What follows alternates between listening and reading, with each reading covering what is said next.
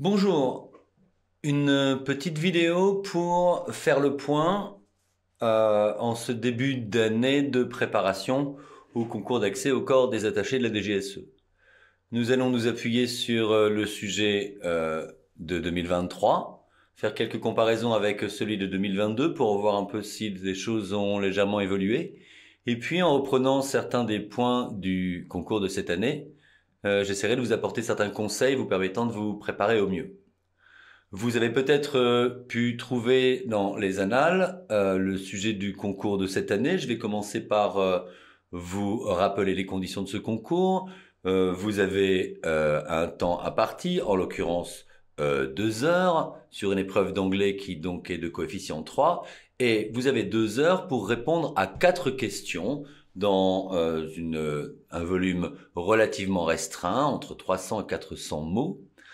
Et ces questions ne sont pas des invitations à un exposé. C'est la première chose sur laquelle il faut insister très clairement. On vous demande votre avis, votre opinion. Ça ne veut pas dire que vous devez vous transformer en militant, bien sûr, mais cela signifie que vous devez évidemment vous appuyer sur des connaissances et donc il y aura des parties de votre réponse qui prendront la forme d'un exposé, mais ces connaissances devront venir nourrir une démonstration ou en tout cas le développement d'un point de vue qui est induit par la question qui vous est posée. Si je prends les questions de cette année, je vous les donne d'abord en anglais, on verra bien. La première question était the term of tourism is relatively new, having been coined over a decade ago, to highlight the spiraling number of visitors taking a toll on cities, landmarks and landscapes. Et puis vient la question, what is at stake here and what steps can be taken? Vous voyez bien qu'après vous avoir présenté le fait que le surtourisme est un concept relativement récent et qui évidemment renvoie au fait que le tourisme s'est développé de façon exponentielle et parfois probablement nuisible. Et puis on vous demande qu'est-ce qui est en jeu dans cette évolution et quelles sont les mesures qui devraient être prises pour très clairement essayer de réguler ou améliorer ou en tout cas s'attaquer aux dérives et aux problème né de l'apparition de ce phénomène de surtourisme. La deuxième question était regardless of who wins the 2024 American election, there's no guarantee of future support for Ukraine. Furthermore, a conflict between China and the United States of America would leave Europe to defend itself. À nouveau le contexte, peu importe qui va gagner les élections américaines, rien ne dit que l'Amérique va continuer à soutenir l'Ukraine. Et de plus, les tensions concernant Taïwan fait que la perspective d'un possible conflit entre les États-Unis et la Chine n'est pas totalement irréaliste. Puis vient la question, how can the EU ensure its security? Très clairement, vous avez donc à donner votre point de vue sur la façon dont vous pensez que l'Europe doit s'organiser pour assurer sa défense dans ce contexte, bien sûr. Vous êtes obligé de prendre en compte le contexte. Le contexte qui est mis avant n'est pas simplement pour décorer. La troisième question est un peu longue, donc je prendrai simplement la question finale, mais on nous explique globalement qu'avec l'émergence de toutes les nouvelles technologies, biotechnologie, nanotechnologie, évidemment l'intelligence artificielle, etc. Globalement, on arrive à la question suivante qui vous est posée. What are new threats and new technologies making intelligence collection and analysis far more challenging than at any time? C'est-à-dire, vous devez donner votre point de vue sur les potentielles menaces que les nouvelles technologies font peser sur l'efficacité du travail de data collection ou d'intelligence collection, c'est-à-dire des services de renseignement. Enfin, vous aviez une dernière question qui était absolument beaucoup plus simple et sans contexte, qui était to what extent are we witnessing a return of ideology, où là pour le coup c'est une question géopolitique sur sommes-nous toujours à la fin de l'histoire ou avons-nous définitivement atteint la fin de l'histoire. Voilà donc 4 questions, une qui porte sur le tourisme mais donc très clairement également sur l'écologie, sur le rôle social, culturel, politique et économique du tourisme, voire même qui traite de la standardisation ou de la mondialisation de la culture. Une question typique sur la capacité ou l'incapacité ou comment est-ce que l'Europe doit envisager de prendre en charge ou doit-elle envisager de prendre en charge sa défense. Une question très classique dans ce type de concours qui consiste à essayer de voir comment est-ce que les services de renseignement, j'imagine des pays occidentaux, vont devoir s'adapter à l'émergence de technologies de plus en plus efficaces et sophistiquées. Et enfin une question générale de géopolitique sur la fin de l'histoire ou sur le retour de l'histoire, si j'ose dire. Si on compare avec l'année passée, vous aviez très clairement une question qui était sur peut-on envisager que la Russie aille jusqu'au bout dans son agression de l'Ukraine? Vous avez une question qui portait sur l'Europe, à nouveau, en l'occurrence, est-ce que l'Europe devrait aller plus loin vers l'union, voire vers l'intégration? Vous aviez une troisième question qui clairement portait à nouveau sur les services de renseignement, mais en l'occurrence ici plus clairement centrée sur comment est-ce que les services de renseignement, et notamment les services de renseignement français, devraient évoluer avec les nouvelles technologies. Donc une question assez proche de celle de cette année. Et enfin, une dernière question qui, et vous allez le voir, je vais vous le lire en anglais, insiste bien sur votre opinion. In the perspective of midterm elections, is it necessary, useful or not, in your opinion, to keep rising interest rates or not? Donc ici, une question qui à la fois mêlait la perspective politique des midterm elections aux États-Unis et la politique de la Fed en termes d'augmentation de resserrement plutôt de la croissance en jouant sur les taux d'intérêt. Donc vous voyez par rapport à l'année passée, on retrouve des points qui sont assez communs, comme la défense de l'Union européenne, comme l'évolution du travail des services de renseignement.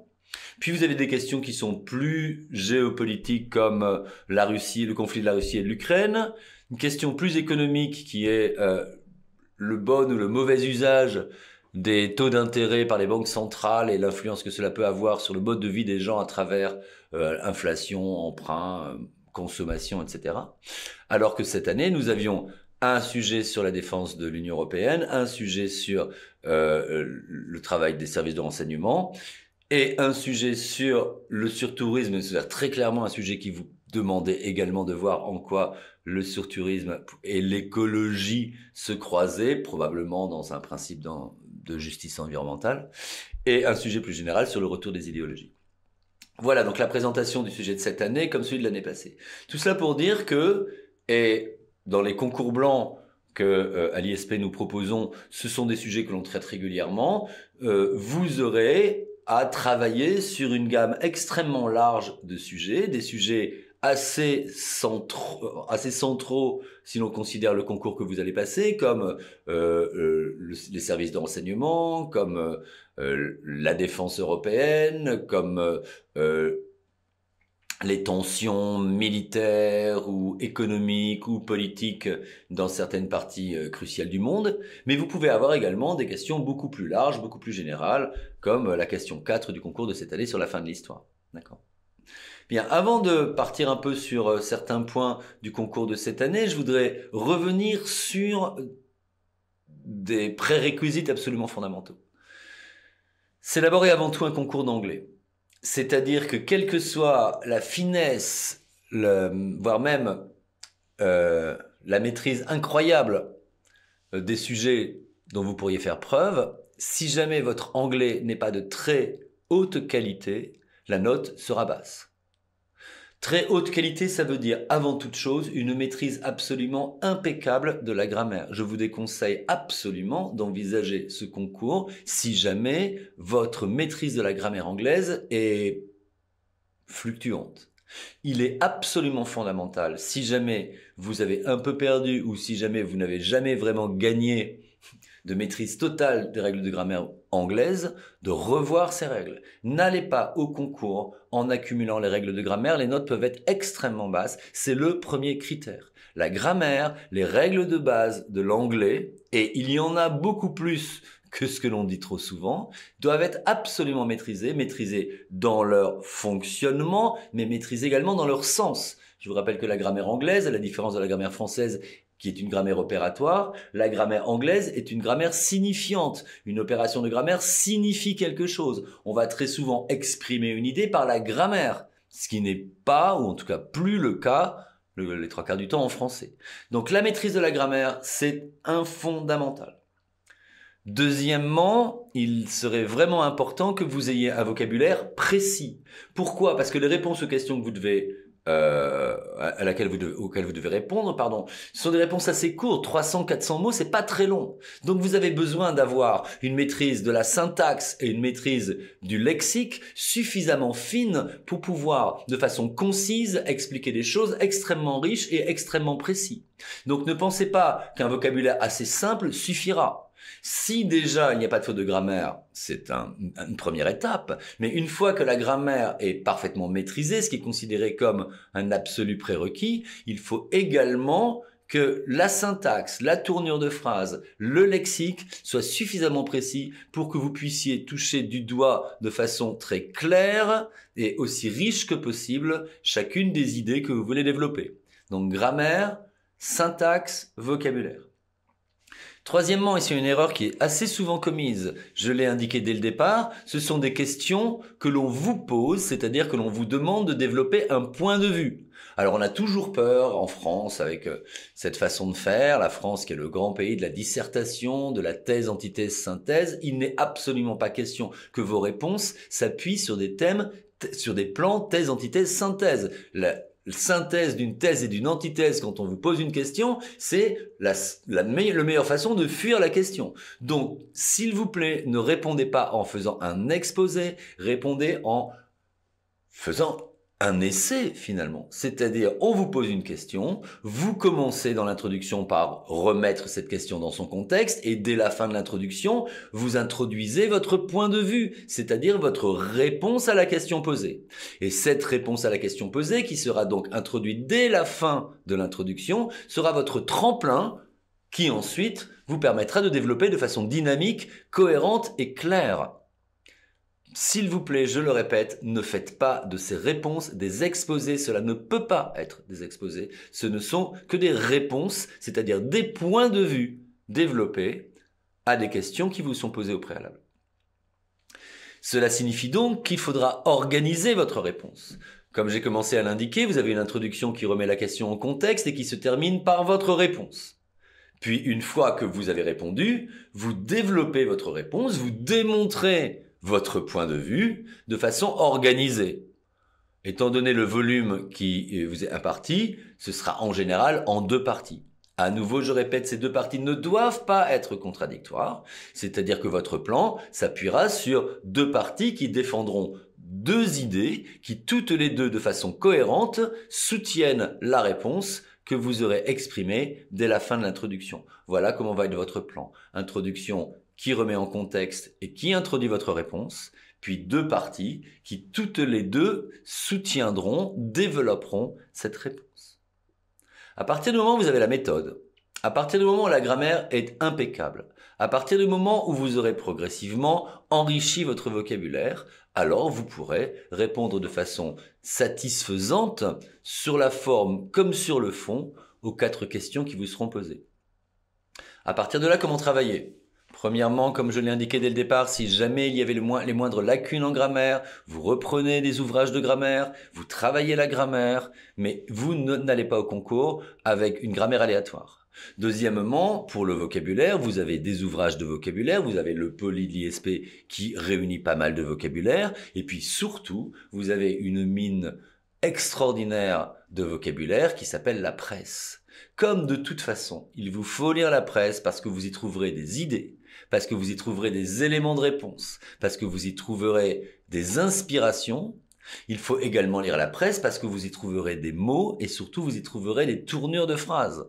Il me semble absolument fondamental qu'une bonne partie du vocabulaire que vous n'auriez peut-être pas encore vous vienne de vos lectures extrêmement régulières de la presse anglo-saxonne.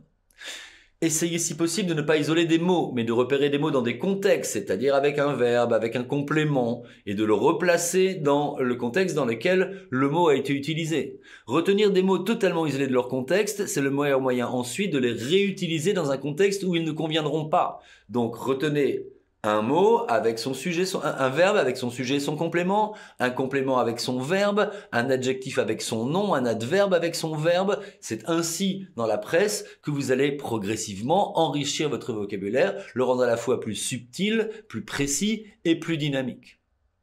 Donc, travail sur la grammaire, travail sur le vocabulaire, travail de lecture.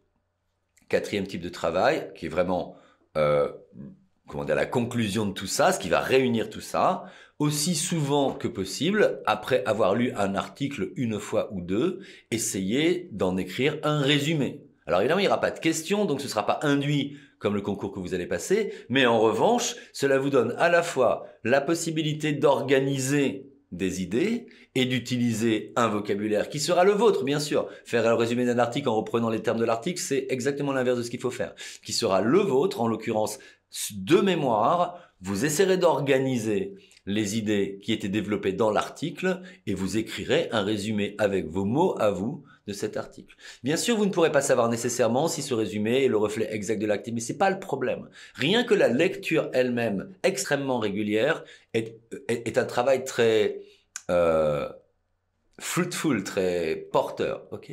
Mais ensuite, le fait de prendre son temps, alors je sais que vous ne pourrez pas le faire à chaque fois, pour écrire un résumé en 200 ou en 300 mots d'un article que vous venez de lire, c'est la continuité du travail de lecture. En l'occurrence, non seulement j'ai lu, j'ai compris, mais ensuite, avec mes mots à moi, je pose ce que j'ai compris, et donc je fais un travail d'élaboration de style, de syntaxe, pour rendre ce que j'ai compris en lisant l'article. Après, le fait de savoir si vous avez bien compris ou mal compris est une autre histoire. Ce qui compte là-dedans, c'est le travail de compréhension, d'utilisation et d'écriture à partir d'un article.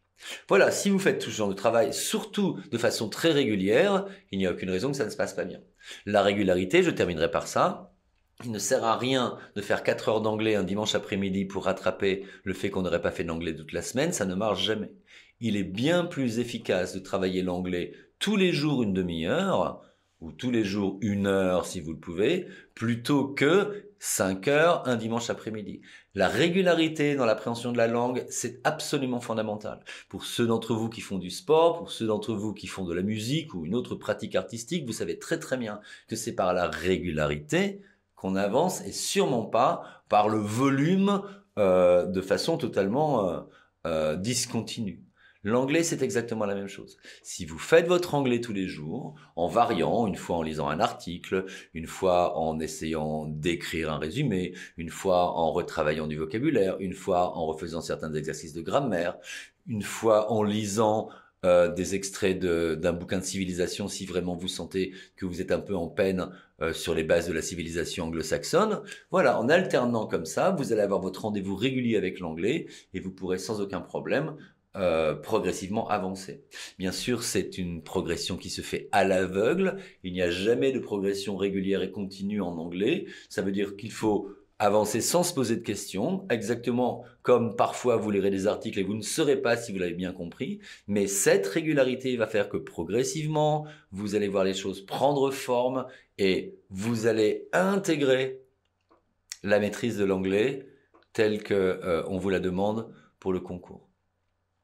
Voilà, donc je voudrais terminer rapidement, vraiment très rapidement, avec certains points sur les questions qui étaient posées l'année passée au concours de 2023. Donc le premier point qui était sur le surtourisme, la question était exactement « What is at stake and what's stake to be taken ?» Là, c'est génial. La question vous propose un plan, vous suivez ce plan. Vous dites d'abord what's at stake et ensuite vous expliquez what stake can be taken. Ce qui est at stake, c'est évidemment bien sûr une distribution totalement inégale des destinations entre des lieux qui sont totalement assaillis et souvent abîmés par un surtourisme, pendant que d'autres lieux qui en auraient besoin, eux, sont totalement délaissés, bien sûr. Vous évoquerez également toutes les techniques marketing et l'utilisation des réseaux sociaux qui interviennent de plus en plus maintenant dans le développement de ce surtourisme, l'influence énorme des influenceurs justement sur les réseaux sociaux, mais également la force énorme du marketing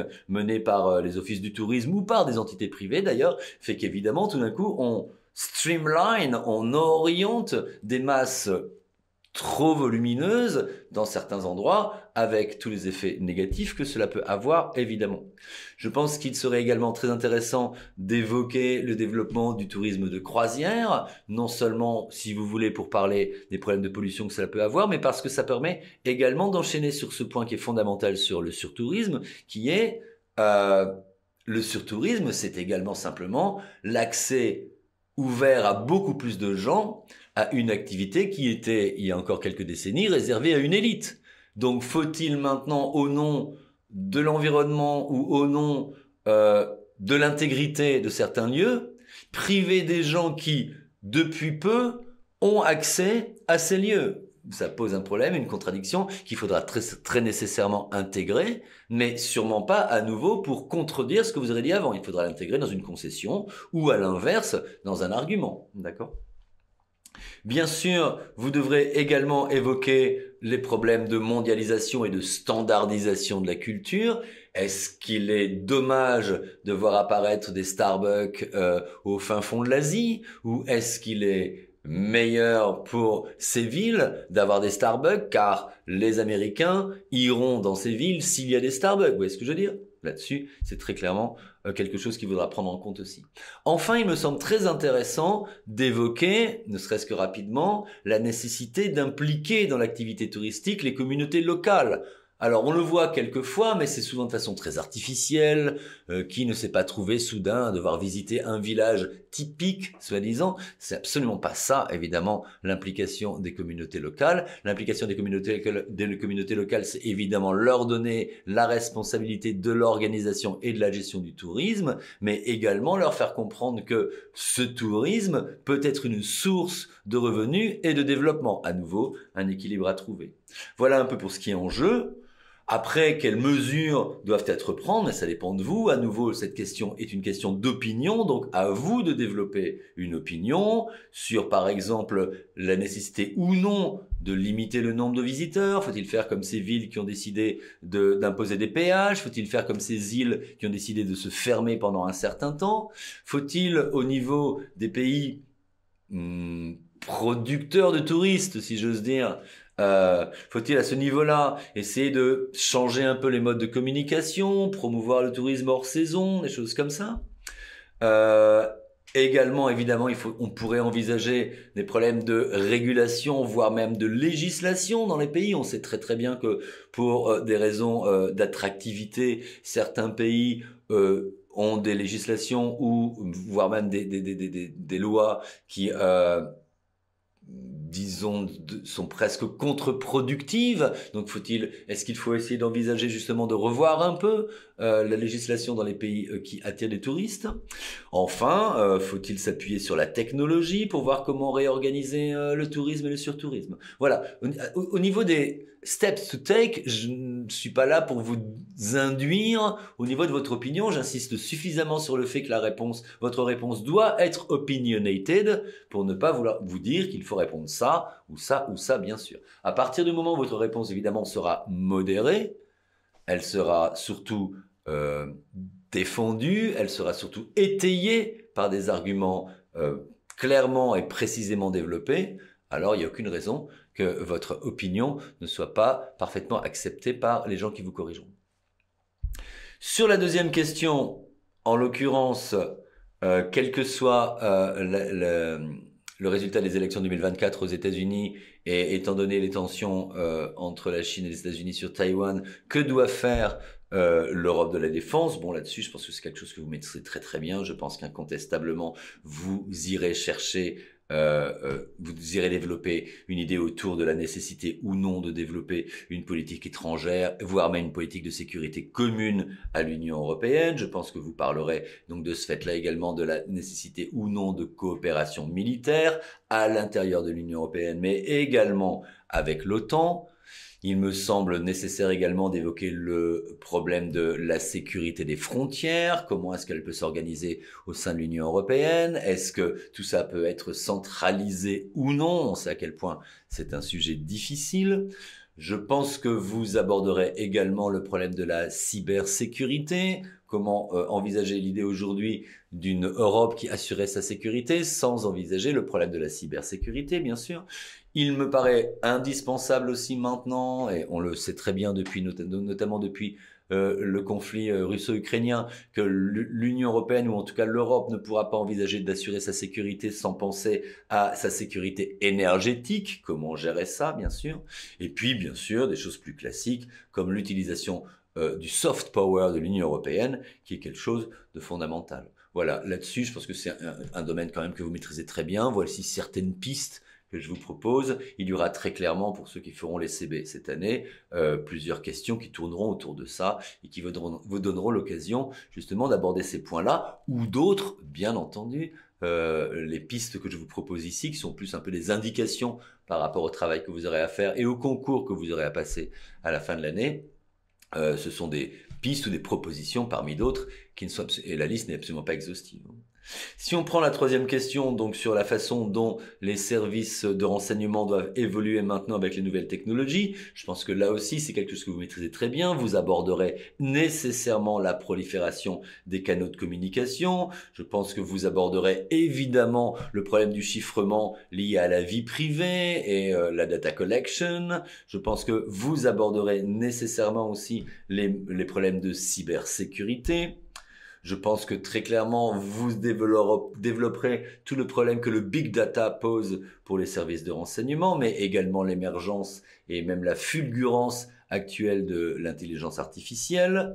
Je pense que vous aborderez également des problèmes plus techniques, comme par exemple les flux transfrontaliers, ou bien les systèmes autonomes, ou les drones.